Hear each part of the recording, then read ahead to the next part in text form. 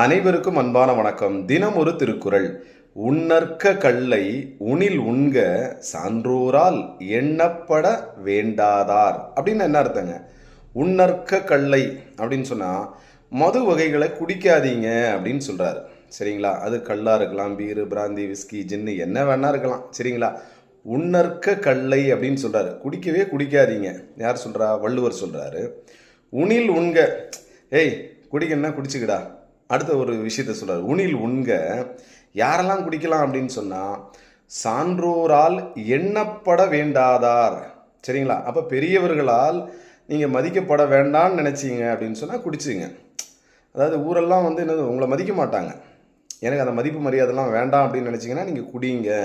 அதாவது பெரியவர்களால் மதிப்பை விரும்பாதவர்கள், பெரியவர்கள் தருகின்ற மதிப்பை விரும்பாதவர்கள் நீங்கள் குடிச்சுக்கலாம். சரிங்களா? ஆனால் முதல்ல என்ன சொல்கிறாரு? உன்னற்க கல்லை, ஏய் யாரும் குடிக்காதீங்கப்பா, குடிச்சிங்கன்னா பெரியவங்க உங்களை மதிக்க மாட்டாங்க அப்படின்னு யார் சொல்கிறா? நம்ம வள்ளுவர் சொல்கிறார். சரிங்களா? நன்றி, வணக்கம்.